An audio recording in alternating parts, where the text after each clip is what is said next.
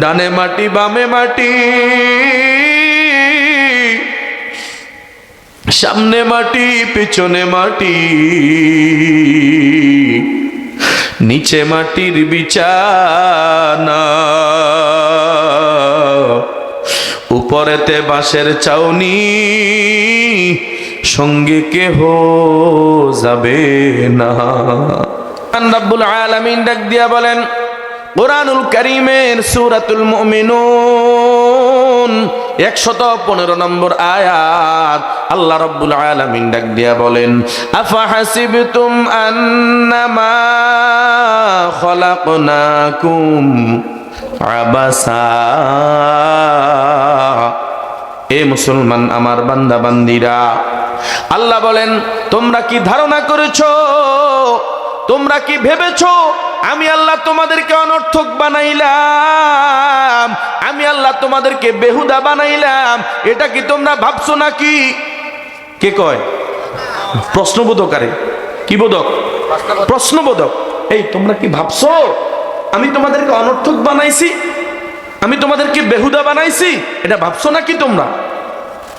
আর আরেকটা কথা, ওয়া আন্নাকুম ইলাইনা লা তুরজাউন। মহান রব্বুল আলামিন ডাক দিয়া বলেন হে বান্দা বান্দি আমার, এখন এবং তোমরা কি ভেবেছো নাকি তোমরা আমি আল্লাহর দরবারে প্রত্যাবর্তন করবে না? দুইটা কথা বলেন, কয়টা? একটা হলো তোমাদেরকে অনর্থক বানাইছি, এটা তোমরা ভাবছো। আর দুই নাম্বার হলো তোমরা আমার কাছে ফিরে আসা লাগবে না, এটাও কি ভাবছো? এই দুই কথার জবাবে আলোচনা শেষ। এখন আমি জিজ্ঞাসা করি, আল্লাহ আমাদেরকে অনর্থক বানাইছেন না কোনো কাজে বানাইছেন? জোরে কন। এটা একমাত্র সবাই? কে বানাইছেন আমাদেরকে? কামে না কামে? বুঝেননি কথা? হিসাব মিলাইয়েন। কেন বানাইছেন? আল্লাহ নিজেই ডাক দিয়া বলেন ওয়ামা খালাকতুল জিন্না ওয়াল ইনসা ইল্লা লিয়াবুদুন। মহান রব্বুল আলামিন ডাক দিয়া বলেন হে বান্দা বান্দি আমার, আমি আল্লাহ তোমাদেরকে বানাইলাম, আমি আল্লাহ মানব জাতি বানাইলাম এবং আমি আল্লাহ জিন জাতি বানাইলাম শুধুমাত্র একমাত্র আমি আল্লাহর ইবাদত করার জন্য, আমি আল্লাহর গোলামি করার জন্য, আমি আল্লাহর দাসত্ব করার জন্য। আমি আল্লাহ এই মানুষ এবং জিনকে বানাইলাম। কার ইবাদতের জন্য? জোরে বলেন কার? কার গোলামি করব বলেন? আমরা কার গোলাম? গোলামি করব কার? ওই নেতার গোলামি করতে যাই আল্লাহর গোলামি ছাড়তেছি, কত বড় কপাল পড়া। কথা বলেন। সমাবেশ করে নামাজ পড়ে না, আসেনি? কথা বলেন, আসেনি? দলের গোলামি করতে যায় মালিকের গোলামি ছাড়তেছ, নেতার গোলামি করতে যায় মালিকের গোলামি ছাড়তেছ। খবরদার, আল্লাহ বানাইছেন ইবাদতের জন্য, আল্লাহ বানাইছেন বন্দেগীর জন্য, আল্লাহ বানাইলেন গোলামি করার জন্য। এখন তুমি একটু ভাবো আমি কার গোলামি করতেছি? কারণ আমি আবার তো দ্বিতীয় প্রশ্নের জবাবে আমাকে কি মালিকের দরবারে যাওয়া লাগবে কি লাগবে না? আরো জোর কান, লাগবে কি লাগবে না? যদি এটা হইতো যাওয়া লাগতো না। রাজপ্রাসাদ করি থাকি, যেমন কিল্লা একটা বানাই এখানে থেকে যাব, এরকম কোন সুযোগ কি আসেনি? কথা বলেন, এরকম কোন সুযোগ কি আসেনি? আজ পর্যন্ত কেউ কি রইছেনি? কেউ রয় নাই, কেউ থাকে নাই, সবাই তো চলে গেছে। মুসাফির আইসা রাজার দরবারে কয় মহোদয় আমার একটু আপনার মুসাফির খানাত একটু কিছু সময় থাকার জায়গা দেন। কি পাগল, তোমার রাজপ্রাসাদে আসি কস মুসাফির খানা? কত বড় গর্দব, এটার সরা এখান থেকে। মুসাফির কয় না হুজুর না, আমি পাগল না, আমি গর্দব না। পাগল হলে আপনি পাগল হবেন, গর্দব আপনি, গাধা আপনি। এটা কি কয়? এটা রাত বাদশার লগে তর্ক, মুখে মুখে তর্ক। কয় শুনেন, আমি এমনিতে বলি নাই, আমি এমনিতেই কিন্তু বলি নাই। আপনি জিজ্ঞাসা করি আপনার এই দরবারের রাজা কে ছিলেন? কয় আমার বাবা। আপনার বাবা এখন কোথায়? কয় বাবা তো মারা গেছে, কবরে চলে গেছে। কয় এর আগে কে ছিল? কয় আমার দাদা। কয় দাদা কোথায়? কয় দাদাও তো কবরে চলে গেছে। হায় হায়, দাদাও তো এভাবে পূর্বপুরুষ সবাই কবরে? হ্যাঁ। কয় এখন আপনি যে আছেন আপনি কয়দিন বাঁচবেন? কয় উল্টা পাল্টা কি কথা কন, আগে উত্তর দেন, উত্তর দেন আগে, আপনি কয়দিন বাঁচবেন? কয় না কোনো গ্যারান্টি নাই, যে কোনো মুহূর্তে আপনি যাইতে পারেন। এটা বাস্তব কি অবাস্তব? কয় বাস্তব। ও মুসলমান ভাইয়েরা আমার, এবার মুসাফির ডাক দিয়া কয় বাবা, দুনিয়ায় মুসাফির কারে কয়? কয় যে কিছুক্ষণ সময় পথের মধ্যে চলাফেরা করে, কথা কয় না, সফর করে। যে কি করে? সফর, তারা তো বলে মুসাফির। এখন আমি সফর করতেছি, আপনার এখানে কিছুক্ষণ আছি, আবার আমার সময় শেষ, আমি চলে যাব। আমি কি যাব? চলে যাব। আল্লাহ রাব্বুল আলামিন আমাদের সবাইকে মুসাফির করে পাঠাইছেন। আমরা এখন কিছু সময় আছি, যখন আমাদের সফরের সময় শেষ হয়ে যাবে, আমাদেরকে আবার মালিকের দরবারে যাওয়া লাগবে কি লাগবে না? রাজার চোখ খুলে গেছে। কয় বাবা আমারে মাফ করে দাও, ক্ষমা করে দাও। আসলে আমি বোকার স্বর্গে বাস করি, তুমি তো হলে বড় বুদ্ধিমান। এ মুসলমান ভাইয়েরা আমার, এই জন্য আমরা যারা এখানে আইসা আমার আল্লাহরে আমরা ভুলে যাইতেছি, আল্লাহর গোলামি যারা ভুলে যায়, আমরা মনে করছি আমরা আবার ফিরে যাওয়া লাগবে না। না মুসলমান না, আমাদের সবাইকে আল্লাহর দরবারে যাওয়া লাগবে কি লাগবে না? মহান রব্বুল আলামিন জানায়া দেন, কুল্লু নাফসিন যায়িকাতুল মাউত। এ বান্দা বান্দি আমার, তোমাদের এই সফরের পরিসমাপ্তি হবে মৃত্যুর মাধ্যমে। কিসের মাধ্যমে? মৃত্যুর মাধ্যমে তোমাদের সফরের পরিসমাপ্তি হয়ে যাবে। ও মুসলমান, শুধু তাই না, পরে আল্লাহ রাব্বুল আলামিন ডাক দিয়া বলেন, সুম্মা ইলাইনা তুরজাউন। এ বান্দা বান্দি আমার, এই মৃত্যুর পরে তোমাদেরকে আমি আল্লাহর দরবারে ফিরে আসা লাগবে, আমি আল্লাহর দরবারে প্রত্যাবর্তন করা লাগবে। ও মুসলমান বাবা, আল্লাহর দরবারে ফিরে যাওয়ার জন্য আমাদের কি সম্বল? আল্লাহ রাব্বুল আলামিন ডাক দিয়ে বলেন, আমি আল্লাহর দরবারে আসার পর তোমরা যদি সফল হতে চাও, কি আল্লাহর দরবারে যায় সফল হতে চাইনি আমরা? জোরে কয় না, সফল হতে চাননি? সবাই সফল হতে চাই। আল্লাহ রাব্বুল আলামিন ডাক দিয়ে বলেন, ফামান যুহজিহা আনিন নার ওয়া উদখিলাল জান্নাতা ফাকাদ ফাজ।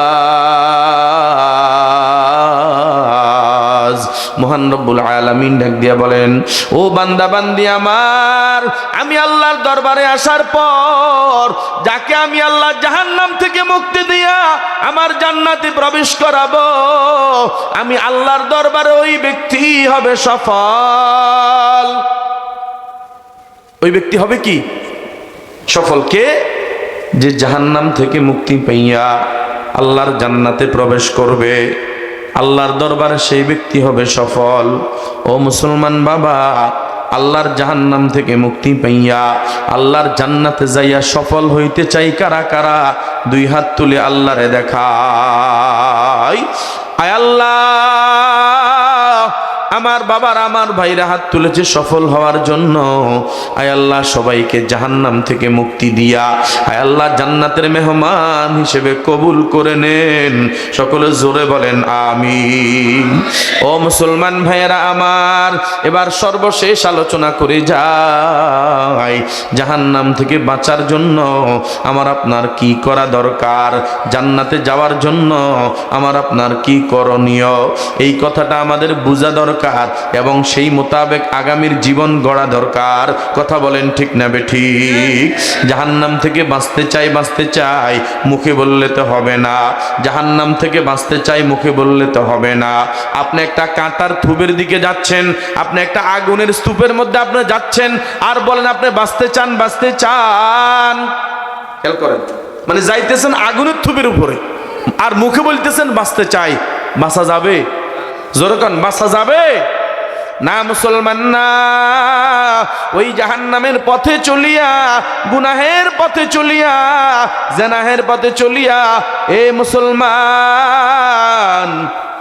ব্যভিচারের পথে চলিয়া, সুদের পথে চলিয়া, ঘুষের পথে চলিয়া, চাঁদাবাজির পথে চলিয়া, মাদকের পথে চলিয়া, জুয়ার আড্ডায় মেতে উঠিয়া জাহান্নাম থেকে বাঁচার চেষ্টা করবা, তবে জাহান্নাম থেকে বাঁচা যাবে না। কারণ গুনাহের পথ জাহান্নামের পথ। বলেন গুনাহের পথ, গুনাহের পথ, গুনাহের পথ জাহান্নামের পথ, বেনামাজির পথ জাহান্নামের পথ, বেরোজগারির পথ জাহান্নামের পথ, সুদের পথ জাহান্নামের পথ, ঘুষের পথ জাহান্নামের পথ। এ মুসলমান, জানা ব্যভিচারের পথ জাহান্নামের পথ। করতে বড় মজা লাগে, সুদ খাইতে বড় মজা লাগে, তবে দুনিয়ার মজা মজা না।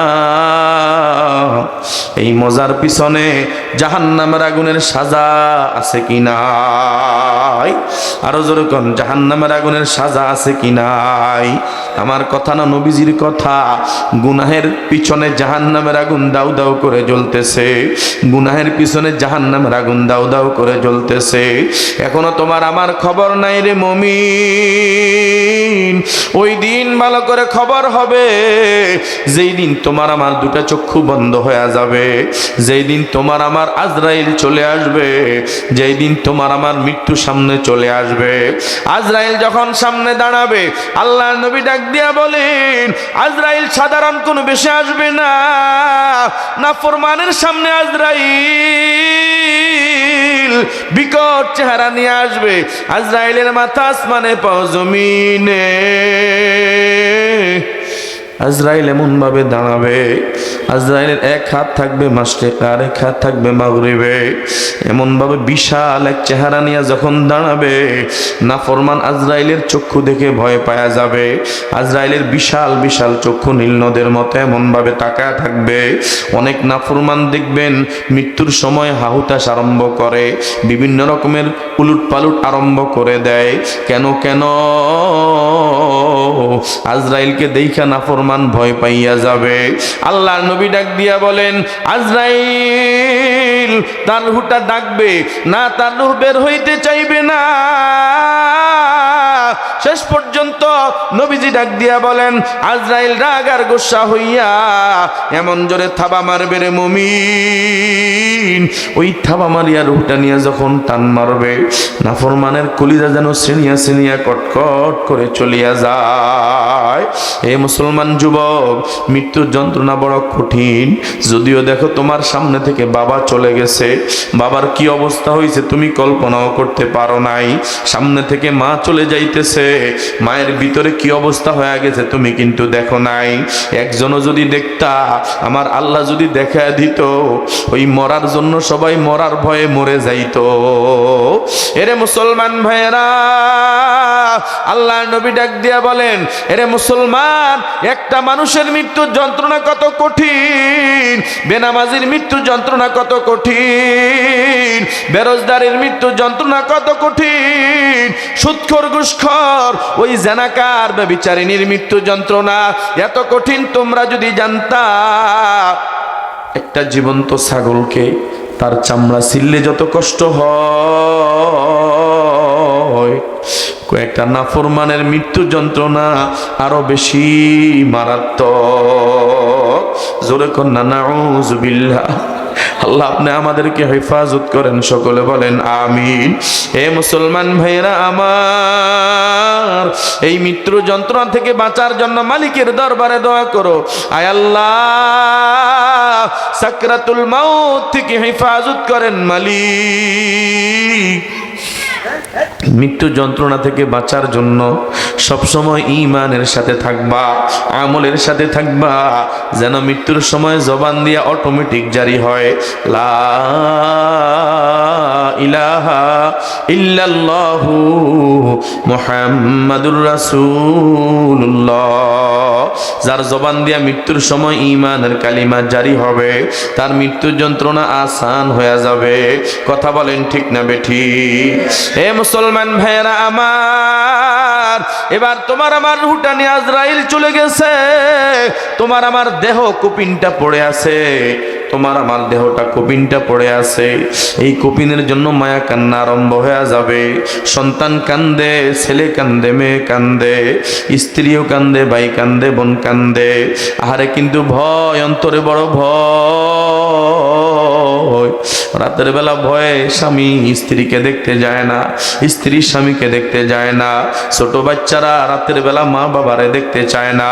এ মুসলমান ভাইরা, সকালবেলা যখন সূর্য উদিত হয়, সঙ্গে সঙ্গে একদল চলে যায় কাপড়ের কাপড় কেনার জন্যে, আরেক দলকে পাঠাইয়া দেয় বাঁশ কাটার জন্যে, আরেক দলকে পাঠাইয়া দেয় কবরের মাটি খোদাই করার জন্যে, আরেক দলকে পাঠাইয়া দেয় ওই বড়ই পাতার গরম পানি করার জন্যে। এরে মুসলমান বাবা, ওই বড়ই পাতার গরম পানি হইতে দেরি, এবার তোমার ওই কষ্টের ঘর, ওই মায়া মমতায় ভরা ঘর, ওই ঘর থেকে তোমাকে আস্তে আস্তে ধরাধরি করে চারজন বের করে ফেলবে। যে ঘরের জন্য জীবন দিলা, ওই ঘরে তোমারে আর উঠানো হবে না। ওই তোমারে কালো পর্দার ভিতরে ঢুকাইয়া, ওই কালো মশারির ভিতরে ঢুকাইয়া বড়ই পাতার গরম পানি দিয়া শেষ বিদায়ের গোসল দিয়া দিবে। এরে মুসলমান, শেষ বিদায়ের গোসল দেওয়ার পর নতুন দুলার সাজে তোমারে 3 টুকরা সাদা কাপড় পরাইয়া সাজা দিবে। আতর গোলাপ সুরমা চন্দন মাখিয়া তোমার 4 বেহারার পালকিতে চড়াইয়া মা বোনেরা শেষবারের মতো দেখিয়া বিদায় নিয়ে চলে যাবে। যেই ঘরের জন্য জীবনটা শেষ করলা, ওই যে 8 ঘন্টা 12 ঘন্টা 16 ঘন্টা ডিউটি করে ঘরটা বানাইলা, ওই ঘরে দ্বিতীয়বার আর তোমারে কেউ উঠাইতে বলবে না। এরে মুসলমান ভাইরা আমার, এবার তোমার খাটিয়া দরাদরি করে কান্দে নিয়া ওই মসজিদের সামনে বসাইয়া এলাকার মানুষগুলো একত্রিত হইয়া তোমার জানাজা পড়াইয়া দিবে। 4 তাকবীরের জানাজা। ওই জানাজার পর আর দেরি নাই, আর দেরি নাই, আপন মানুষগুলো খাটিয়া কান্দে নিয়া তোমারে নিয়া রওনা দিবে অন্ধকার কবর বাড়ির দিকে। যেই কবর বাড়িতে তোমার সাথীও নাই, বাতিও নাই। ওই কবরের পাশে যাইয়া সাথে সাথে আপন 3 জন মানুষ লাফ দিয়া কবরে নামিয়া যাবে। নামিয়া তোমার ধরাধরি করে বিসমিল্লাহি ওয়া আলা মিল্লাতে রাসূলিল্লাহ, এই যে তোমার দুনিয়া থেকে বিদায় দিয়া আমার মালিকের দরবারে পাঠাইতে আছে, ওই বিসমিল্লাহি ওয়া আলা মিল্লাতে রাসূলিল্লাহ বলিয়া এরে তোমারে কবরে রাখিয়া বাঁশ দিয়া বরক দিয়া, আরে কবরটা যেন অন্ধকার হয়ে যাইতে আছে। বাঁশের পরে কিছু ফাঁকা ফাঁকা দেখা যায়, বরক দিয়ে দিছে কবর আরেকটু অন্ধকার হয়ে গেছে। এরপরে আবার ওই কবর উপরে মাটি দেওয়া আরম্ভ হয়ে গেছে। আস্তে আস্তে রাতের গভীর অন্ধকারের চাইতেও কঠিন অন্ধকার হয়ে যায়। যুবক, একটু চিন্তা করো, চিন্তা করো। ওই কবর তোমার জন্য অপেক্ষা করতেছে। এ বৃদ্ধ বাবা তোমার জন্য অপেক্ষা করতেছে। হয়তো আজকে আমি, কালকে তুমি, আজকে বাবা কালকে ছেলে, আজকে দাদা কালকে নাতি। অনেক নাতিও আগে চলে যায়, অনেক নাতিও আগে চলে যায়, অনেক নাতিও আগে চলে যায়, অনেক ছেলেও বাবার আগে কবরে চলে যায়। কথা বলেন ঠিক না বেঠি? এ মুসলমান ভাইরা আমার, ওই কবরে রাখার পর দাফন কাজ শেষ হইতে দেরি, আর কেউ কবরের পাশে নাই। কেউ ঘরের দিকে চলিয়া যায়, কেউ বাড়ির দিকে চলিয়া যায়, কেউ আবার দোকানে যায় আড্ডা দেয়, কেউ ঢাকায় চলে যায়, চিটাগাং চলে যায়। বাবা এখন চিন্তা করো, তুমি আমি একা অসহায়।